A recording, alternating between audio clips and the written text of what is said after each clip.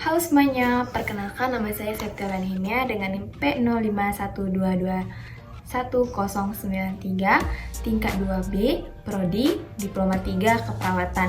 Pada video kali ini, saya akan menjelaskan mengenai keracunan korosif untuk memenuhi tugas manajemen bencana pre-hospital. Mungkin teman-teman masih asing dengan kata korosif, oleh karena itu mohon untuk memperhatikan penjelasan dari saya.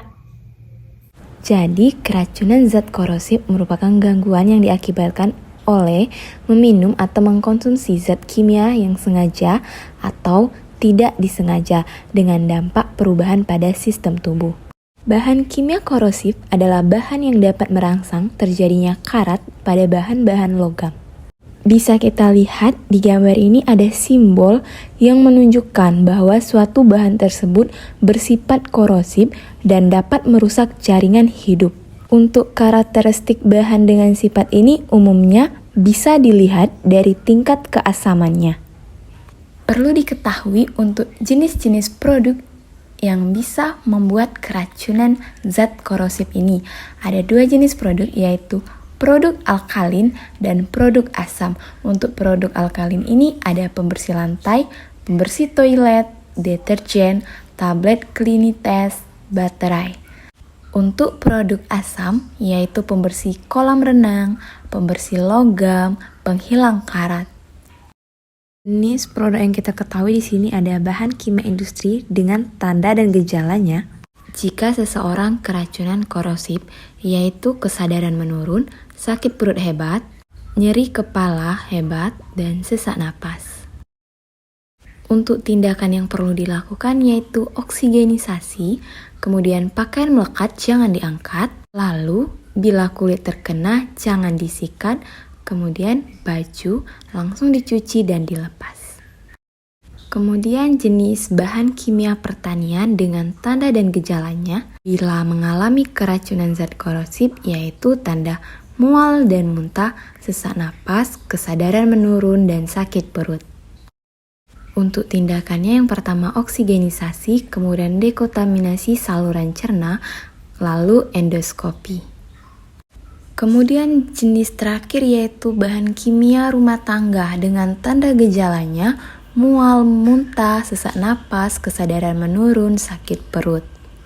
Untuk tindakan jenis bahan kimia rumah tangga ini hampir sama dengan bahan pertanian tadi, yaitu dekontaminasi saluran cerna, endoskopi, dan oksigenisasi.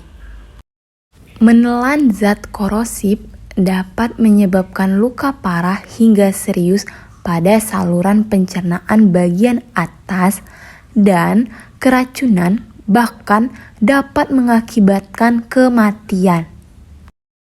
Oleh karena itu, perlunya penata laksanaan triase untuk kasus gawat darurat ini. Nah, di sini ada contoh kasus gawat darurat di mana ada karyawan SPBU menjadi korban keracunan zat korosif. 6 karyawan ini keracunan zat korosif bukan karena bahan bakar umum, tetapi pihak Rumah Sakit Umum Daerah memastikan bahwa karyawan tersebut meminum air putih. Nah, cairan yang diminum pada para karyawan tersebut merupakan air putih biasa yang dicampur dengan cairan kimia yang bersifat korosif. Kemudian pihak rumah sakit meyakinkan bahwa adanya zat korosif yang dimana terkandung antara lain pada asam klorida, minyak tanah, serta pembersih lantai. Zat itu bersifat mengikis atau erotif. Salah satu korban keracunan, ia mengaku sebelum meminum air 2 gelas, ada dukun yang dibawa oleh bos SPBU lalu meneteskan cairan asam klorida di atas uang logam. Sejurus kemudian, tetesan cairan itu mendidih di atas uang logam dan berasap. 1 jam kemudian, korban merasakan perut sakit, nyeri lambung, tenggorokan panas, dan napas sesak. Jika hal itu dibiarkan, maka akan menyebabkan pendarahan pada lambung. Karyawan tersebut cukup beruntung karena kondisi fatal itu bisa terhindarkan. Pasalnya, begitu datang ke rumah sakit umum daerah, seluruh korban segera ditangani sesuai prosedur tetap atau protap untuk pasien keracunan. Salah satunya dengan melakukan kumbah lambung, dalam artinya cairan korosif yang masuk lambung dikeluarkan menggunakan selang. Untuk kasus gawat darurat, ini merupakan keracunan akut, dan pada keracunan akut yang mengancam jiwa ditanggulangi di UGD, kemudian petugas UGD harus mampu melakukan pertolongan yang cepat, tepat, dan rasional. Kemudian semua penyebab keracunan disebut bahan berbahaya. Jadi, efek lokal saat terjadinya keracunan zat korosif itu ke seluruh sel sampai lapisan paling bawah. Kemudian bersifat penetrasi, lalu nyeri hebat atau rasa terbakar. Adapun sebab-sebab kematian karena racun korosif yang terjadi segera yaitu neurogenic shock, kegagalan pernapasan karena spasme, dan odem glotis, kemudian perforasi lambung yang mengakibatkan peritonitis. Untuk sebab yang terjadi dengan lambat yaitu sepsis karena absorpsi racun, kemudian struktur esophagus yang mengakibatkan malnutrisi, kemudian dispepsia kronis.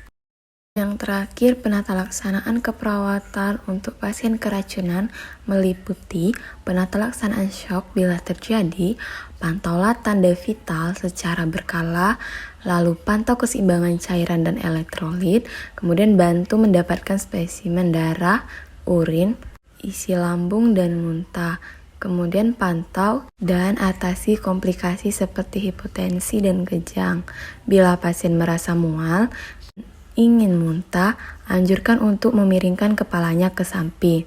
Yang terakhir, kompres hangat pada perut. Hal ini akan meringankan kejang dan nyeri di perut dan kecenderungan untuk muntah. Itu saja penjelasan mengenai keracunan zat korosif dari saya. Terima kasih.